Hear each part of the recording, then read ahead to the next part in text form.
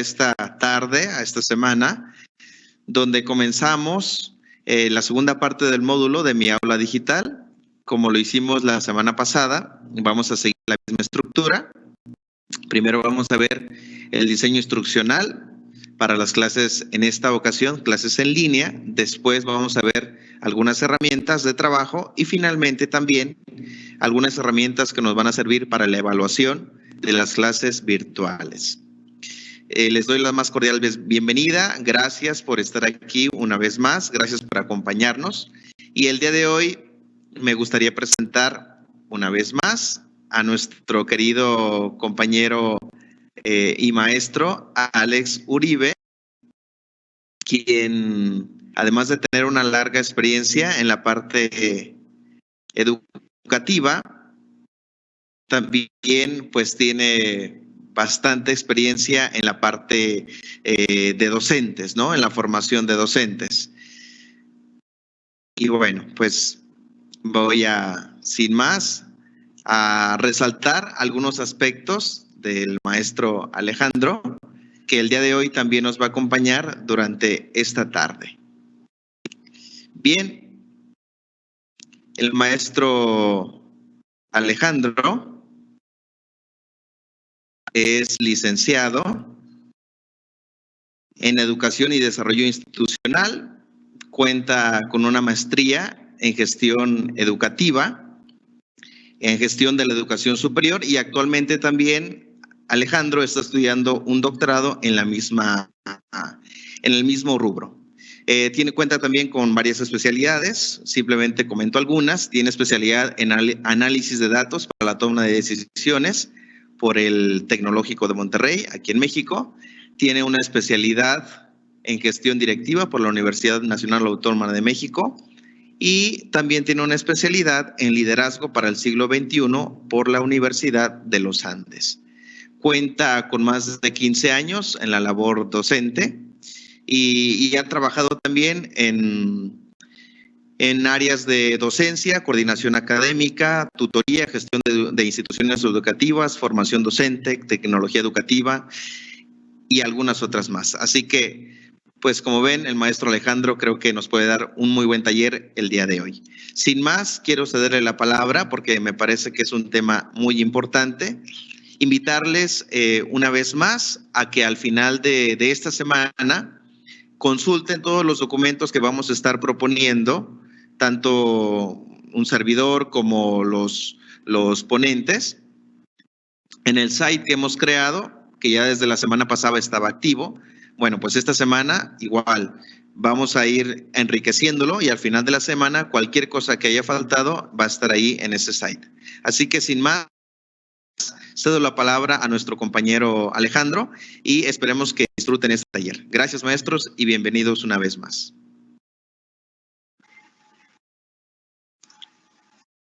Hola, pues bienvenidos a todos. Vamos a comenzar con este taller que, bueno, lleva por título Cómo hacer mi diseño instruccional, parte 2.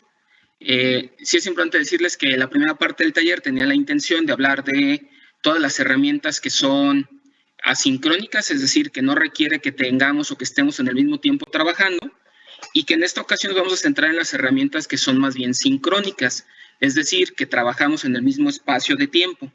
Entonces, pues con esa intención vamos a desarrollar el taller de hoy. Igual que en otras ocasiones, para arrancar, me gustaría hacerte algunas preguntas que te permitan entrar en calor y poder platicar o trabajar sobre ellas. Una primera pregunta es, ¿cuánto tiempo duro en mi clase de video? Si hago una videoconferencia, ¿cuánto tiempo dura mi clase? ¿Ya había hecho yo videos o había realizado clases en línea? Es decir, ¿ya había hecho videoconferencias como tal? ¿O es un concepto nuevo para mí? ¿Qué es lo que me cuesta de hacer una videoconferencia? ¿Qué es lo que más me cuesta a la hora de que la realizo, de que la trabajo? Pues más adelante, en este espacio de preguntas, yo estaré respondiendo algunas de ellas. Entonces, continuemos. ¿Cuál es el esquema de hoy? Bueno, vamos a ver una definición de lo que son las videoconferencias.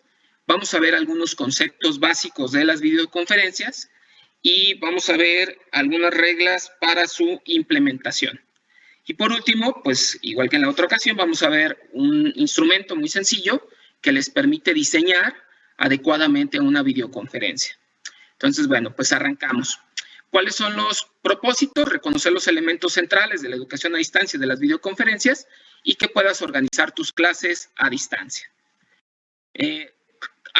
Básicamente solamente hay dos herramientas sincrónicas que casi todo el tiempo utilizamos. Una es el chat. Este es un escrito a través de internet entre dos o más personas que se realiza de manera instantánea, y el que ahorita más utilizamos todos, pues por ejemplo, es el WhatsApp, ¿no? El WhatsApp es una herramienta donde funciona como chat, donde yo puedo platicar con una persona o con varias a la vez, e inclusive la puedo utilizar para medios de discusión. Si tengo otro tipo de plataformas como Teams, como las de Google, etcétera, Classroom, yo también puedo trabajar chats desde esta manera y puedo implementar chats para trabajar con los alumnos por medio de preguntas, de seguimiento y otros elementos. La otra herramienta que tengo de manera sincrónica es la videoconferencia. Este es un medio de video que permite la comunicación instantánea entre dos personas o entre varias personas. Ya dependerá de cómo yo la pueda trabajar. Hay muchos modelos en este sentido. Lo importante a la hora de trabajar, sea el chat o sea la videoconferencia, es que tengo que entender que hay ciertas reglas. El conjunto de reglas que utilizamos en el Internet para hablarnos de manera clara, educada, respetuosa, tienen por nombre netiqueta. Y bueno, aquí tienen algunas. Este material yo también se los puse para que lo puedan utilizar, pero bueno, las menciono rápidamente, ¿no? Regla número 1, nunca olvide que la persona que lee el mensaje es otro ser humano, con sentimientos que pueden ser lastimados. O sea, un espacio así no me valida el que yo pueda humillar o pueda burlarme de las personas. La regla 2, adhiérase a los mismos estándares de comportamiento en línea que usted sigue en la vida real. Regla 3, si escribimos todo en mayúsculas, se considera como gritar y además dificulta la lectura. Regla 4, respete el tiempo y el ancho de banda de otras personas, es decir, comience en tiempo y termine en tiempo, respete eso.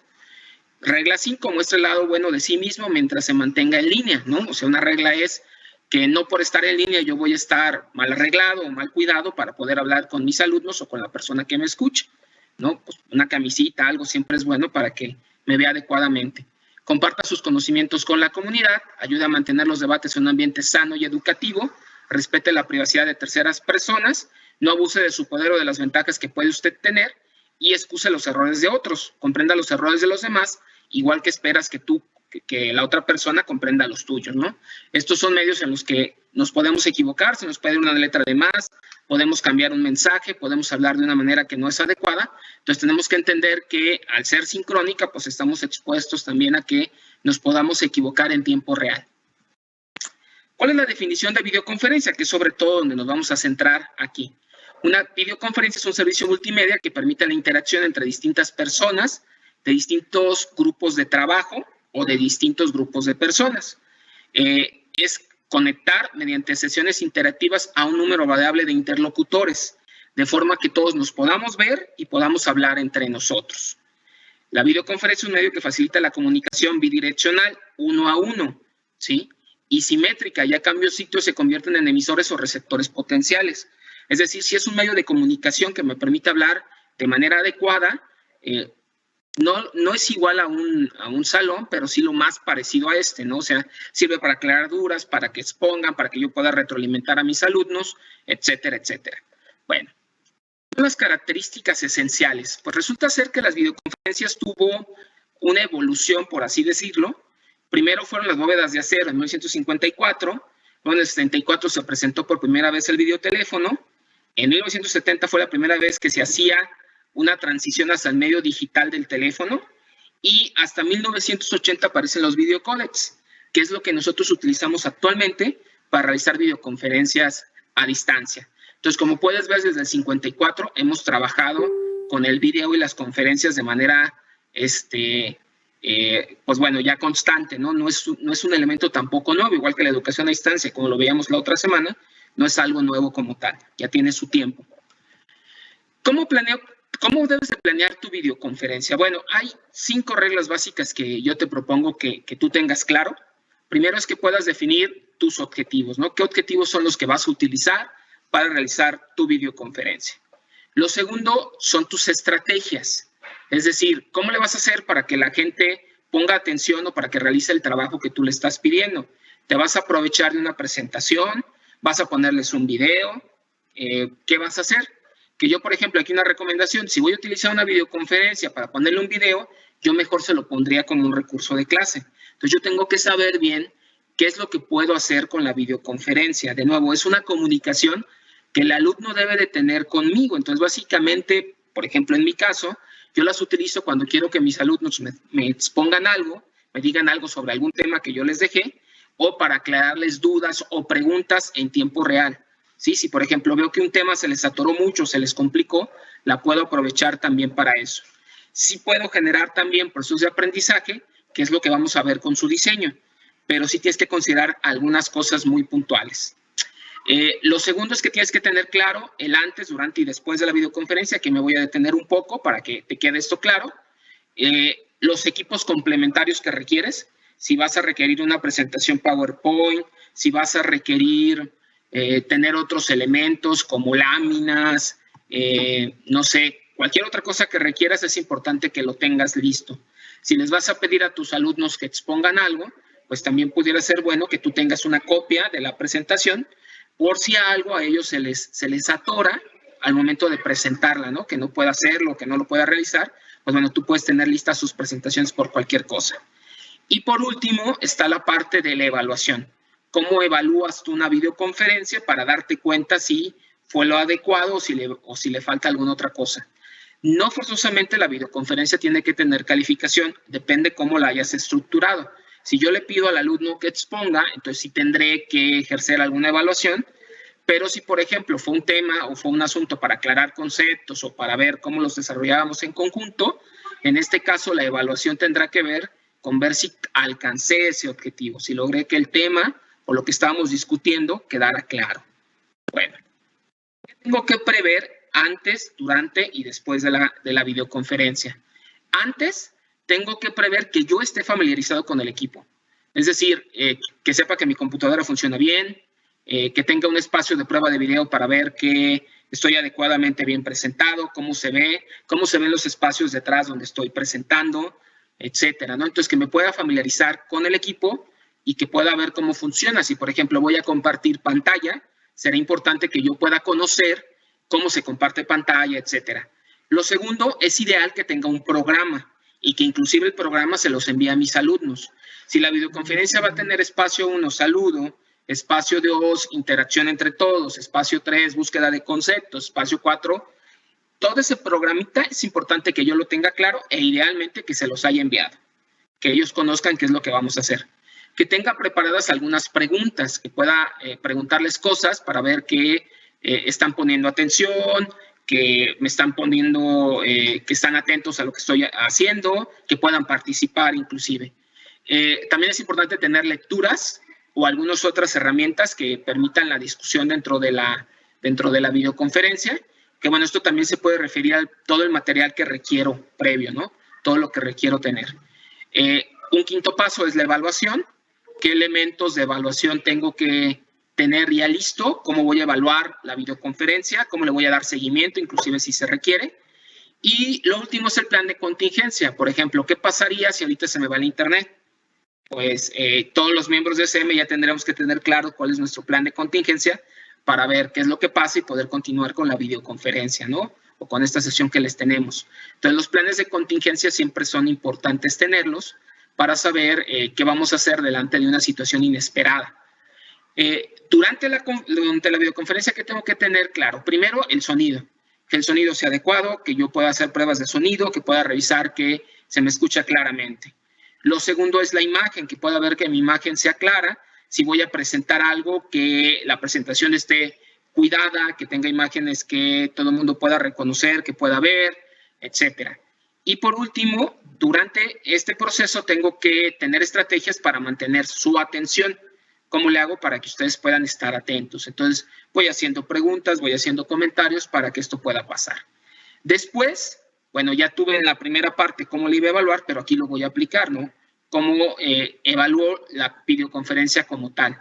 Puede ser con una pregunta de cierre, cómo nos fue en la videoconferencia, qué les pareció, hay algo que podamos mejorar, o alguna otra estrategia o herramienta que yo considere importante.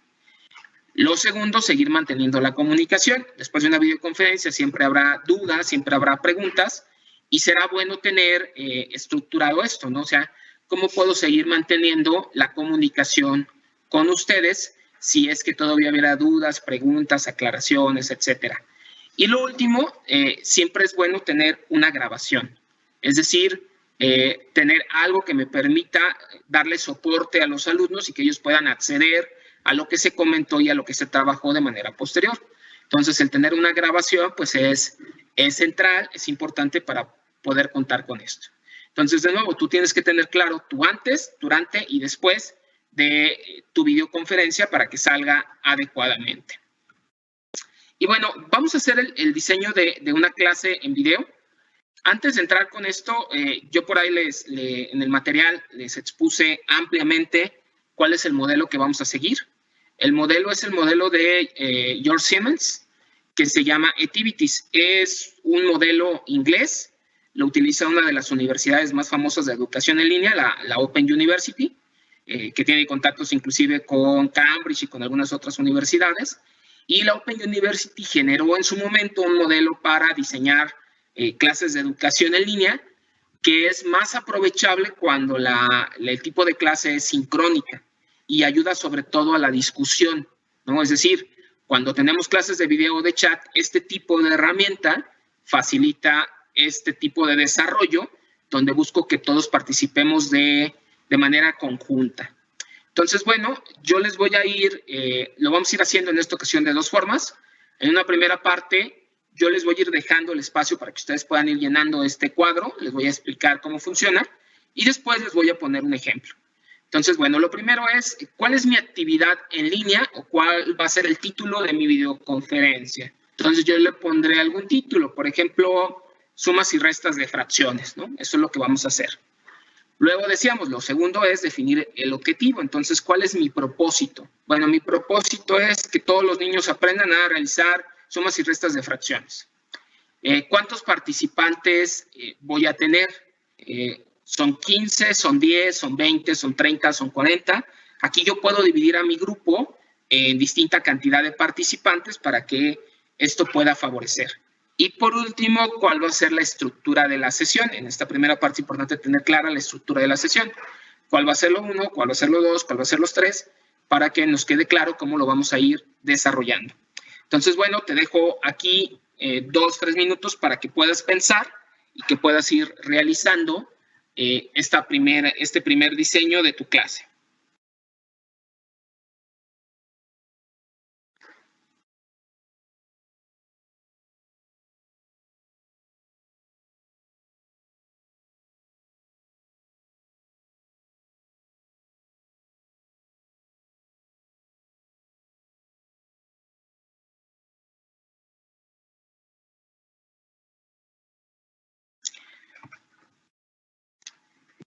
Entonces, como te podrás dar cuenta, pues esto es como sencillo. Vamos mientras a ver algunas preguntas en lo que ustedes están llenando este cuadro. Entonces, nos vamos a mover aquí para ver algunas, ¿no? En mi caso, nos solicitaron que los videos duren 30 minutos. Imparto a primero de educación básica. Pues es lo adecuado, ¿eh? O sea, yo creo que inclusive puede quedar un poco largo. Los videos tienen que ser muy sencillos y muy claros en ese sentido, ¿no? No, nunca he realizado videos de clases y es complicada la edición del video. Para grabar no tanto, ya que con la planificación de la clase es más sencillo. Totalmente de acuerdo. Me costó enfrentarme con la cámara delante de la primera vez que realicé videoconferencias. Duré 40 minutos para niños de segundo de primaria. ¿Está bien el tiempo? De nuevo, ahorita lo vamos a ver. De repente sí puede parecer exagerado, pero si tu idea de videoconferencia es, yo me paro aquí delante de la cámara y nomás me voy a dedicar a hablar, sí es muy largo, ¿no? O sea, también tiene que haber construcción de los alumnos. Muchos aquí mencionan, yo estoy haciendo videos grabados en GoodMedim, son tutoriales para la clase de computación, sí, claro, también puede servir, siempre y cuando sea una duración muy pequeña, 18 minutos está más que bien, ¿no? Es una duración adecuada. Por ahí pueden ver algunos ejemplos de videos que también los de la editorial hemos estado haciendo de distintas clases, para que se den una idea.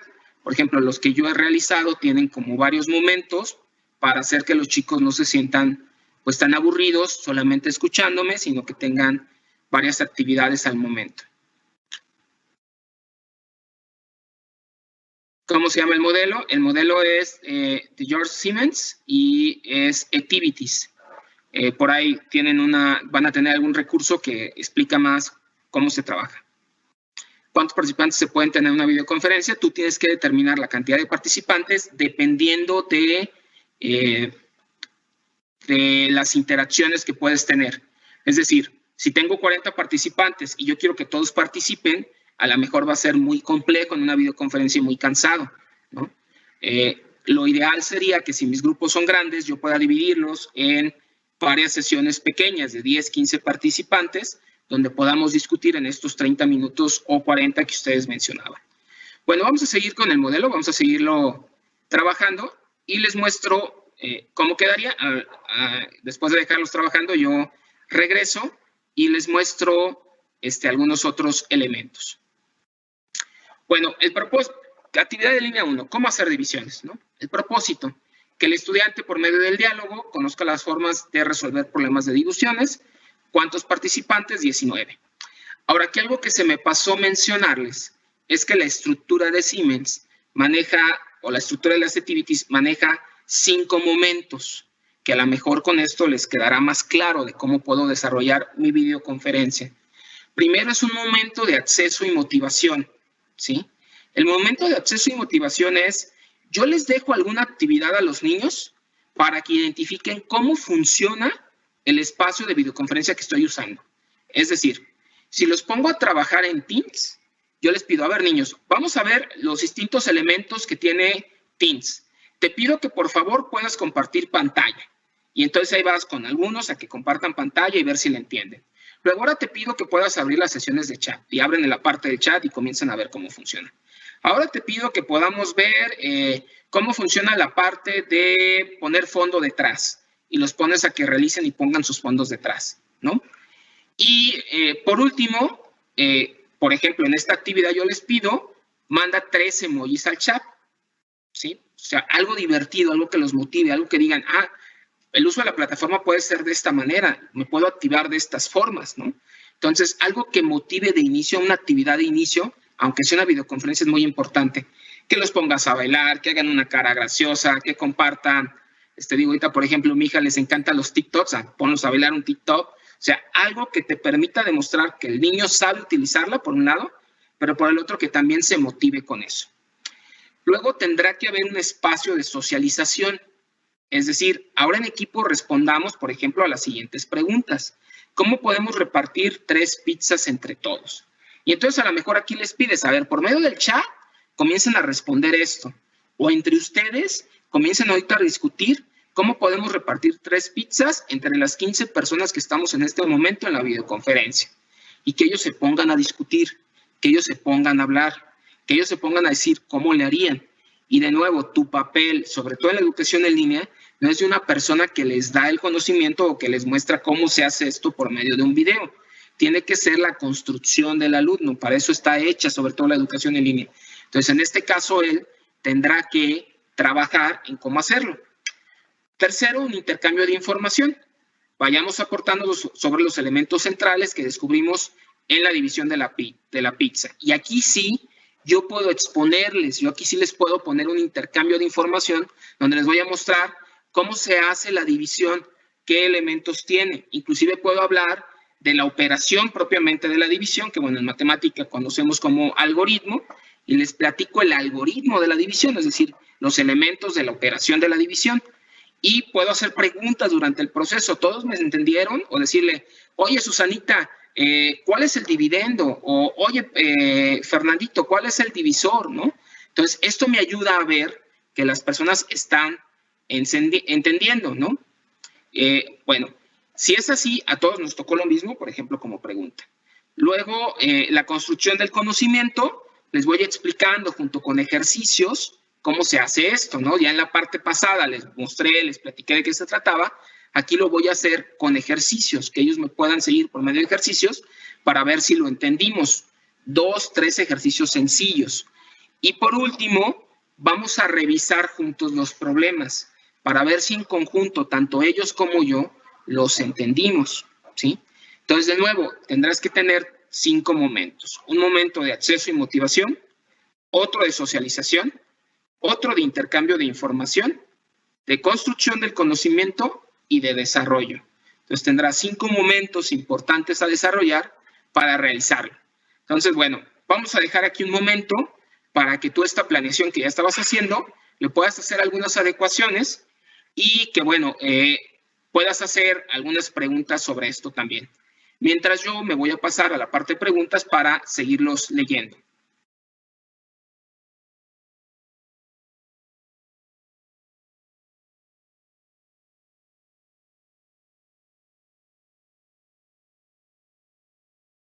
Yo hago instrucción de todo el grupo, 10 o 15 minutos, luego 2 o 3 grupos más pequeños, 10 o 15 minutos cada uno. Esa es una estructura también adecuada. Tú puedes decidir cómo cambiar los grupos y entonces irte moviendo de grupo a grupo para que esto pase, ¿no? No he hecho clases y tengo mucho temor a hacer la primera. ¿Qué me recomienda? Pues bueno, ya aquí te mostré una estructura clara, ¿no? Sobre todo, profesores, yo les diría que hagan lo divertido para ellos. O sea, es una situación que de repente a todos nos cambió la vida. Y si tú, sobre todo, haces caso a esta parte, el acceso y la motivación, será un elemento central para que el estudiante sienta que tú lo entiendes y que tampoco le tiene que tener miedo a la videoconferencia ni a ti cómo lo desarrolles. Los videos para niños de inicial de 4 años, ¿qué tiempo podrían durar? 5 minutos, 10 minutos máximo. ¿Cuánto tiempo debe ser para jóvenes de intermedia? Aquí nomás sí voy a hacer una distinción, ¿eh? Estamos hablando de videoconferencia. La videoconferencia sí la pueden durar, digo, si sigan esta estructura, de 20 minutos a media hora, ¿sí? Si se fijan, es una estructura más participativa. El video, por otro lado, que a lo mejor tendrá que ser un tema que después retomemos de manera más adecuada para saber cómo se diseñan videos de clase, tiene otros principios, ¿no? O sea, de entrada, por ejemplo, el video es bueno que tenga momentos, que tenga también espacios, que tenga manera de diseñarlo. Nosotros conocemos 2 elementos claves de esto. Primero es el guión y luego el diseño del guión gráfico, que ya si tienes cierta experiencia tú te puedes saltar estos pasos, ¿no?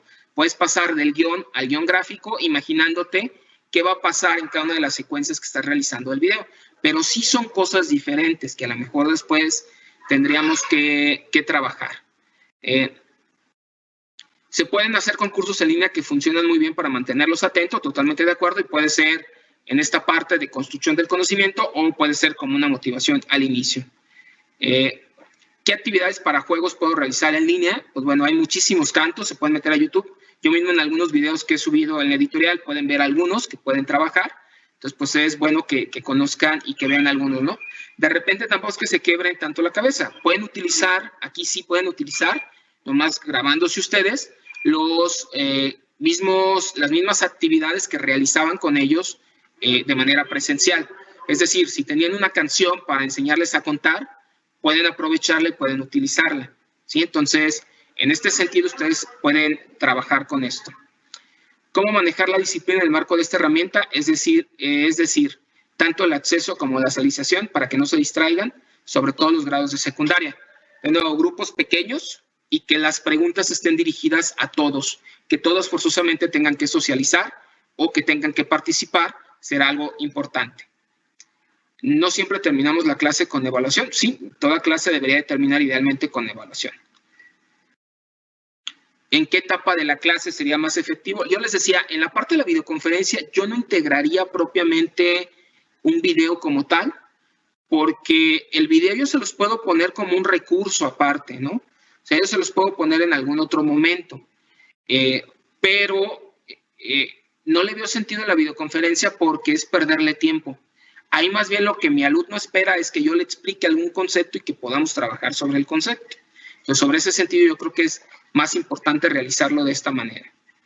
Me encanta esa idea de acceso y motivación. No sabía cómo preparar la videoconferencia y por lo general preparaba videos, pero tengo una idea más clara.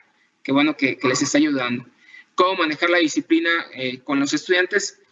De nuevo, si ustedes esperan que el estudiante esté sentado como tradicionalmente lo hace cuando ustedes le dan una clase, a lo mejor desde ahí tenemos una situación que es diferente para ustedes y para sus alumnos. Tienen que ponerlos a interactuar con el conocimiento, que ellos participen, que ellos resuelvan problemas, que ellos discutan entre ellos, que ellos puedan hablar, que ustedes les puedan hacer preguntas. Aquí sí es, sobre todo, y es todavía más válido, preguntarle a cierta persona si quedó claro el conocimiento será central, ¿sí? Activities está en español. Lo que yo les puse de material, sí. Pero si lo buscan, de repente se encuentran mucho material en inglés, aunque ya está muy variado. En los más chiquitos, me refiero a la edad de 13, 5 años, funciona igual, ¿eh? O sea, si tú les pones primero un juego que los motive, que les guste, y aparte lo relacionas con esto, pues es bastante adecuado. Por ahí tú, por ejemplo, puedes revisar los videos que hemos hecho para preescolar para que veas que utilizamos siempre un momento de motivación, por lo menos los que hemos diseñado con este sentido, ¿no? ¿Cuántos niños de preescolar se pueden tener en videoconferencia? Ahí sí tú tendrás que determinarlo, ¿no? Yo creo que sí te conviene en grupos más pequeños de 5 alumnos para que la atención sea clara. Es aconsejable enviar una tarea corta. Esto era tema de la sesión pasada. Eso dependerá de tu diseño de clase, ¿no? Por ahí puedes revisar los temas de la sesión pasada, pero esto dependerá de eso. De nuevo, es que tú entiendas que en este contexto las clases tienen que tener inicio, desarrollo y cierre. Y entonces tus actividades tendrán que tener esta misma estructura. Cómo la inicio, cómo lo desarrollo y cómo la cierro. Y puede ser, por ejemplo, el tema de divisiones, cómo inicio el tema, cómo lo desarrollo y de nuevo al final cómo lo cierro. Puede haber sido, por ejemplo, que toda la estructura de mi clase, en este ejemplo que estamos tomando, yo haya puesto de inicio, a ver, ahí te va el siguiente problema y trata de resolverlo solo. O ve el siguiente video y habla sobre divisiones. Luego, en la segunda parte, yo hago la videoconferencia, que es esta estructura que ahorita les mostré. Y como tercera parte, ya en mi cierre, yo le dejo una serie de tareas cortas para que lo realice y lo trabaje. Entonces, esta estructura te ayuda mucho a ti para entender cómo puedes ir desarrollando esto de manera más clara, ¿no? Bueno, vamos a regresar a nuestra presentación para seguir avanzando. Y vamos a un segundo momento. De este diseño de mi clase en video, lo segundo es tener claro cuáles son los recursos de comunicación que cuento. Es decir, voy a tener una presentación PowerPoint, voy a tener alguna pancarta, algo que pueda trabajar con ellos, qué otros elementos, qué otros recursos puedo utilizar. Lo segundo es, ¿cuál es el tiempo necesario que tengo que utilizar para la clase? Necesito 30 minutos, necesito 20. ¿Cuánto es el tiempo adecuado para yo poder explicar el tema que estamos viendo? Es algo que tengo que definir. Lo tercero, ¿cuál es el tiempo que yo voy a hablar? Y esto de repente la educación en línea es importantísimo. Es decir, ¿cuánto es el tiempo real que yo voy a estar compartiendo conocimiento? Porque todo lo demás que ponga de mi clase, aún en la videoconferencia, será para que ellos construyan, ¿sí? Porque si no, no tiene como mucho sentido. O sea, si les van a poner de nuevo, si les van a poner a explicar cómo se hace una división, pueden utilizar la videoconferencia o hacer un video, ¿sí? Aquí es que ellos construyan el conocimiento. Entonces, lo que buscamos es que yo más bien modere la actividad en lugar de yo explicarla, aunque como vimos, sí puedo tener algún espacio para explicar esto de manera muy rápida. ¿Y cuáles son mis acciones como moderador? ¿Qué voy a hacer? Voy a pasar lista, que bueno, en otras ocasiones decíamos que no era necesario en la videoconferencia pasar lista, porque ya a mí me aparece la gente que ingresa, entonces no tiene ningún sentido, pero bueno, si ustedes se los piden, lo pueden realizar. Voy a dar la palabra, voy a compartir las primeras preguntas, voy a poner los problemas, qué es lo que voy a hacer, cuáles son las acciones que yo como moderador voy a realizar en el espacio de la videoconferencia. Es importante, y ustedes dirán, ay, ¿por qué pone Alejandro moderador en lugar de profesor? Porque en las videoconferencias es más común entendernos como moderadores que como profesores. Es decir, nosotros moderamos la participación del grupo para que el grupo gestione su autoaprendizaje. Entonces, aquí sí es cambiarnos de rol, ¿sí? Entonces, bueno, vamos a dejar otro momento aquí para que ustedes lo puedan trabajar y después me voy a un ejemplo de cómo se llenaron estas acciones y todos estos elementos. Mientras me regreso para contestar algunas de sus preguntas.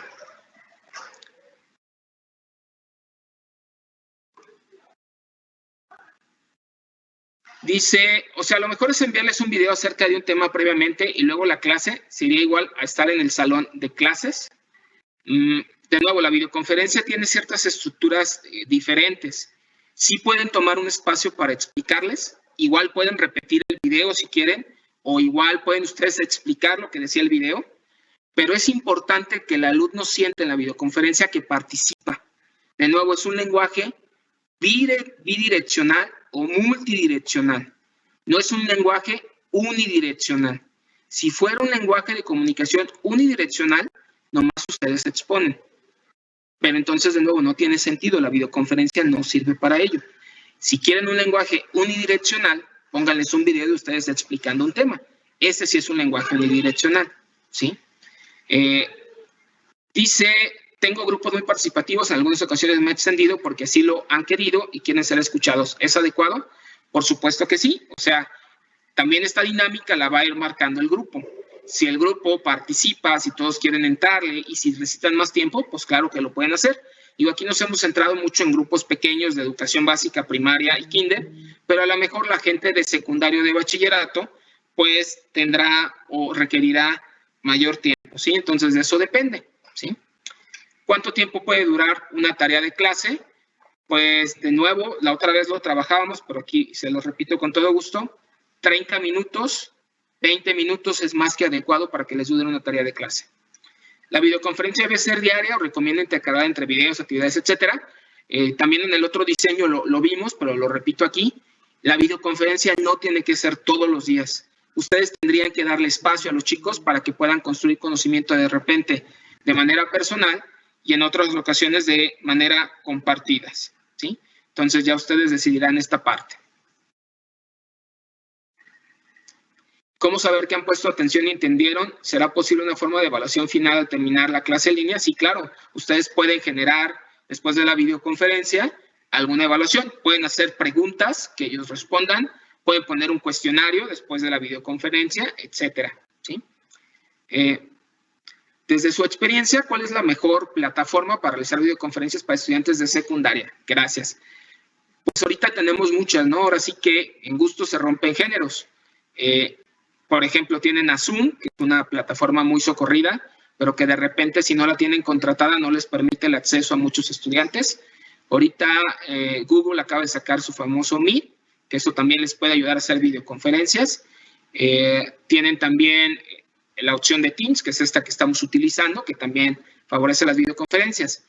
De nuevo, yo creo que la herramienta que utilicen no es lo más importante.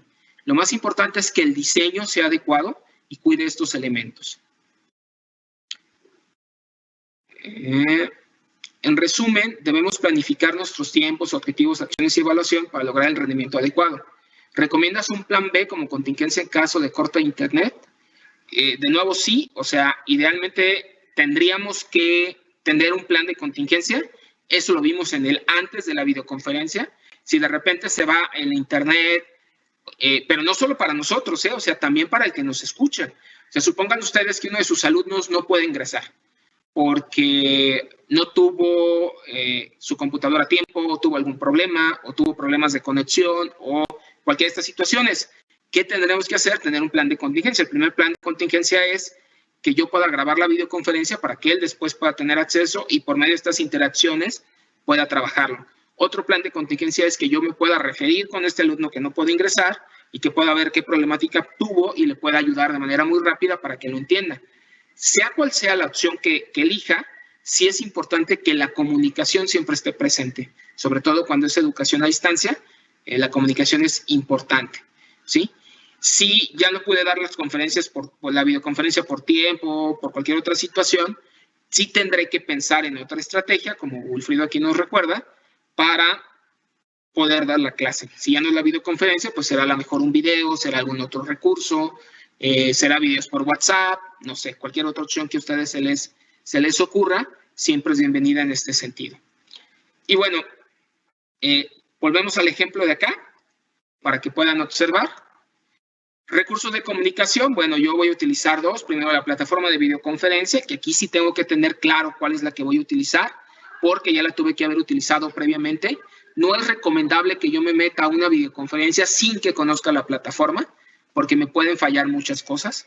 Entonces, métete, anímate, de repente invita a algún amigo, algún compañero docente que le puedas mostrar cómo funciona. Yo he aprovechado en este tiempo para ayudar a varios de mis compañeros a ver cómo funciona la plataforma que están utilizando, y pues siempre es bueno, ¿no? Por ejemplo, aquí en esta sesión yo le puse tiempo necesario 40 minutos, el tiempo que voy a llevar como moderador es la mitad del tiempo, ¿sí? Acciones del moderador en línea, la primera es dar cuenta de que todos se conecten. Siempre es bueno que ustedes previo a una videoconferencia puedan dejar algún tiempo para que la gente se pueda conectar, ¿no? Sobre todo si son niños pequeños o si son papás, siempre denles un pequeño tiempo para que esto pase. Una recomendación es que les puedan decir, bueno, los primeros 10 minutos son de conexión, ¿no? Entonces, conéctate, comienza a darte cuenta de cómo funciona, etcétera. Luego, ver que todos reconozcan las funciones de la plataforma es una segunda cuestión que a mí me tocaría. Hacer que todos participen en la resolución del problema, en este caso. Presentar cómo se resuelven las divisiones, también a mí me toca. Y evaluar que se resolvieron los problemas será una tercera acción que a mí me toca como moderador. Pero si te fijas, todo lo demás les toca a ellos. Entonces, es importante, continuando con este diseño que te estoy proponiendo, que tú puedas poner las últimas dos cosas. Luego, ¿cuáles son las acciones del estudiante? ¿Qué es lo que tiene que hacer el estudiante en esta sesión de videoconferencia? De nuevo, la comunicación es bidireccional o multidireccional en este tipo de acciones. Entonces, tú tienes que tener muy claro qué es lo que va a hacer el estudiante y lo tienes que definir, ¿sí? Porque si no, se va a volver pues un coloquio donde tú hablas y esa no es la intención de la videoconferencia. Se vuelven largas para el estudiante, se vuelven aburridas y se vuelven tediosas. He escuchado de experiencias terribles de docentes donde sientan al estudiante como si fueran las clases normales y los ponen a trabajar 4 o 5 horas seguidas delante del monitor. Eso no es humano, no es pedagógico, no es didáctico, ni cumple con las funciones para las que fueron hechas estos medios. Aún las videoconferencias de trabajo y entre nosotros como docentes, lo adecuado es que no duren más de 2 horas porque se vuelven muy cansadas. Entonces, teniendo las estructuras es más fácil realizarlo. Y por último, ¿cómo evalúo la videoconferencia? ¿Cómo le voy a hacer para dar cuenta de que todos aprendieron, de que todos tienen elementos de aprendizaje, ¿sí? Bueno, mientras tú lo trabajas, de nuevo me voy a las preguntas para que podamos responder en estas interacciones que hemos tenido. Entonces, de nuevo, recuerda contestar estas últimas dos partes, cuáles son las acciones del estudiante y cómo vas a evaluar que el aprendizaje se haya adquirido. Entonces, bueno, vamos a ver algunas otras preguntas de ustedes. A nivel de primaria es bueno para motivar a los alumnos que ellos se expongan y qué es mejor, temas ya vistos o que investiguen y expongan algo nuevo. Sí es recomendable que expongan, pero que se te ocurran maneras diferentes de que lo hagan, ¿no? Por ejemplo, si vas a hacer, no sé, una presentación personal, algo de español que tenga que ver con que ellos se presenten como bomberos o como policías, etcétera, pídeles que lo actúen, obviamente con los recursos que tengan en casa, pero que ellos puedan actuar esto, ¿no? O sea, que no sea como el clásico, prepárame un PowerPoint, etcétera, ¿sí? Sino más bien bajo estos esquemas. Y de que lo expongan o que sea algo ya visto, eso también tú lo decides. Si va a ser algo que investigan, tuviste que haber puesto actividades previas que le permitan a él haber investigado esta información. Es decir, tú le tuviste que haber puesto algunos recursos donde ellos tuvieron que haber buscado en Google, en algún otro medio, etcétera, ¿no? Entonces, bueno, la plataforma de SM para los libritos de preescolar permite la interacción entre mises y alumnos. Es una excelente herramienta, totalmente de acuerdo contigo, Miriam. Hay padres que temen a las videoconferencias porque entienden que son peligrosas. ¿Cómo podemos manejar esto como moderadores? ¿Cómo convencerlos de la seguridad? ¿Cómo lo comprobamos? Las videoconferencias son seguras, sobre todo si tienen cuentas institucionales, ¿sí? Es decir, si la institución tiene cuentas y estas son cuidadas de tal manera que los alumnos tienen solo una cuenta de acceso, son muy seguras. Y ahorita las opciones de Google y sobre todo de Microsoft favorecen esto. Desconozco si tiene este tipo de políticas para menores de edad, pero sí me consta que tanto Teams como Classroom tienen estas políticas, ¿sí? El docente llama a la videoconferencia y el docente se asegura que nomás las personas que están ahí sean las que puedan interactuar. Sí tienen que tener cuidado ustedes con los derechos de privacidad. Tienen que saber si el papá está de acuerdo, por ejemplo, en que ustedes puedan grabar la videoconferencia. Más que grabar la videoconferencia, eso sí lo pueden hacer, la imagen del niño.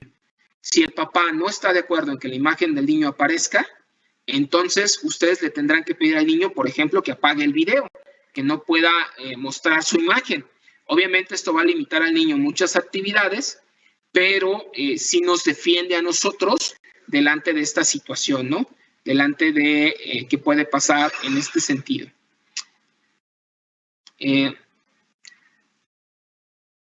¿Cuánto tiempo debe durar la videoconferencia para niños de 9 a 10 años de edad? Bueno, lo hemos dicho ya algo repetido esto, pero dura o debe durar más o menos entre media hora, 40 minutos como máximo, ¿no? Ya de esas edades. Tampoco busquen pasarse mucho de esto porque entonces se vuelven aburridas y tediosas para ellos, ¿sí? Muy bien. ¿Cuánto tiempo debe haber entre cada clase? Híjole, si quieres hacer varias videoconferencias al día, sí tendrías que definirlo con tus compañeros, ¿no? O sea, ¿cuántas videoconferencias son las que pueden y deben realizar como ideal? Yo creo que entre cada una tendría que haber media hora. Pero de nuevo, como también les dejaste actividades individuales, tienes que cuidar mucho esto. Si son alumnos de secundario o de bachillerato, yo sugiero que se pongan de acuerdo para que todos tengan una videoconferencia por semana y que pueda haber cierto espacio para que esto pueda ocurrir.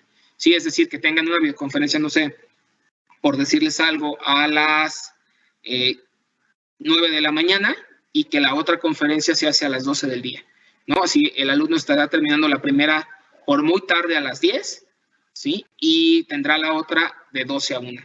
Entonces, sí tengan espaciado este recurso de la videoconferencia. No lo saturen teniendo videoconferencias todo el día. De nuevo, no es pedagógico, no es didáctico y aprenden muy poco, porque el recurso no está hecho para que yo dé mi clase de manera ordinaria, ¿sí? Tenemos que entender que el esquema es diferente. La manera de dar clases tiene que cambiar y tiene que ser distinta en este sentido. Bueno, muchas gracias por todas sus felicitaciones y sus recomendaciones. Vamos a pasar a ver cómo queda el diseño ya al final. Entonces, bueno, ¿cuáles son las acciones del estudiante? Bueno, el estudiante primero tiene que acceder a la plataforma, ¿sí? Lo segundo, tendrá que responder a las preguntas y los problemas.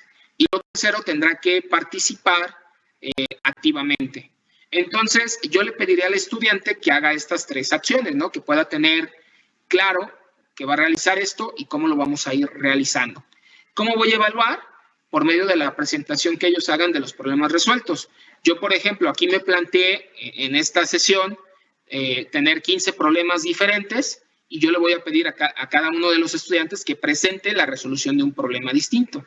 Sí, de manera muy rápida, cómo lo hicieron, qué fue lo que trabajaron, cómo lo hicieron para poder comprobar yo que el aprendizaje está claro, ¿sí? Y que inclusive puedan comentar si les queda duda sobre lo que hizo alguno de sus compañeros. Bueno, estos son algunos ejemplos de cómo lo pueden trabajar y cómo lo pueden diseñar. Les voy a ir dejando, bueno, las referencias son estas. Aquí pueden encontrar referencias.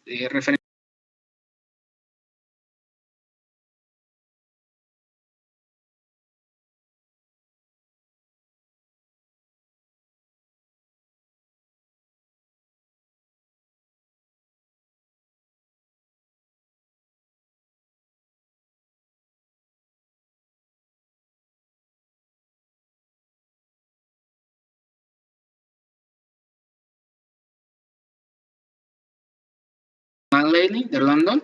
Este sí lo encuentran, es de acceso abierto, está en inglés, pero les decía, también lo pueden encontrar en español.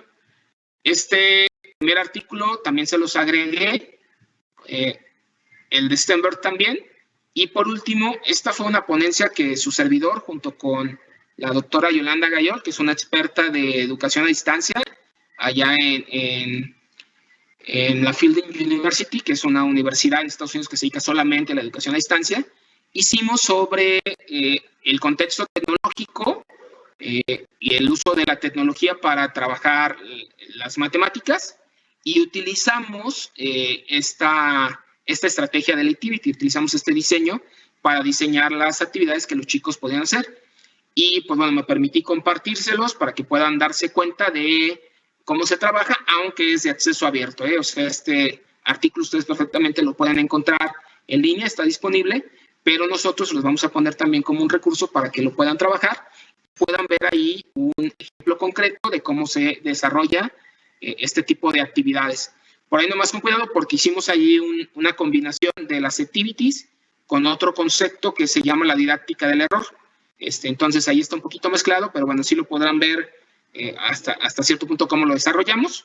Y en los diseños que les mandé, ahí pueden ver ya un ejemplo concreto de cómo se hace nomás con la didáctica o con el desarrollo de las activities tal cual. Y bueno, mientras ustedes van llenando la encuesta, que aquí les pongo para que la puedan ir viendo, termino de responder sus dudas.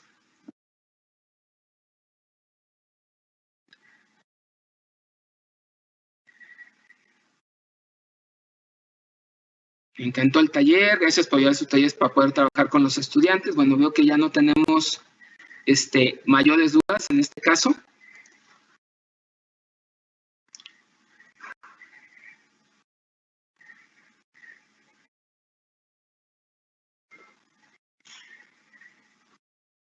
Aquí, esto es algo, debemos tomar en cuenta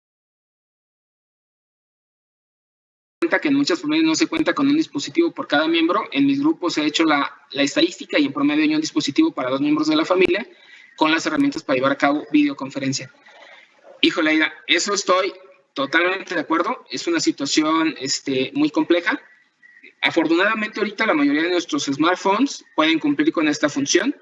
Esta cuestión también del acceso y la motivación tendría que incluir, si ustedes lo pueden hacer, o la institución, el que puedan conseguir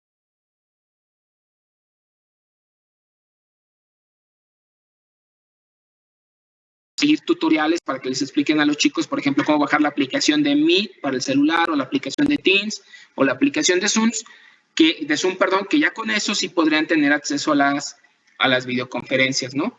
Desde ahí sí podrían trabajarlas y podrían realizarlas.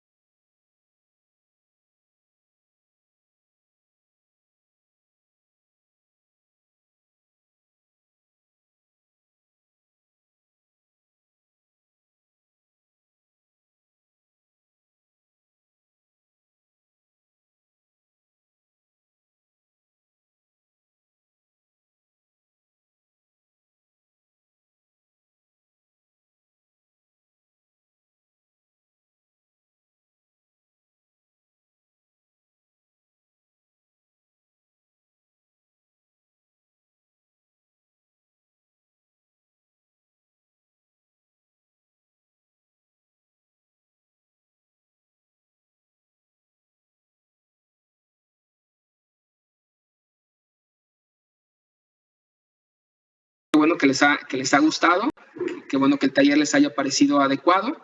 Excelente taller, muchísimas gracias a todos por esto. Ahí ya tienen también el enlace para responder a nuestra encuesta.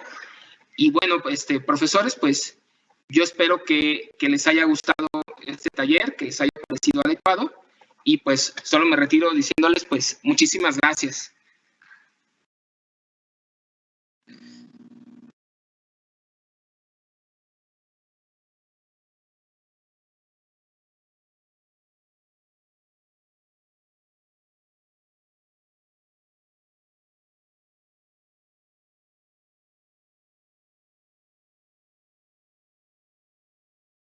Muchas gracias, Alejandro. Gracias también a todos esta tarde. Como ven, pues seguimos con esta temática muy interesante y pues continuaremos esta semana el día de hoy, les repito, fue la parte del diseño instruccional para las clases en línea, clases virtuales. El día de mañana, martes y miércoles, vamos a trabajar, vamos a ver algunas herramientas que nos pueden servir mucho para este tipo de clases. Y finalmente el jueves vamos a ver herramientas para evaluar los contenidos y el aprendizaje de los alumnos. Así que, pues, les damos ahora sí que la bienvenida a esta semana. Les agradecemos el tiempo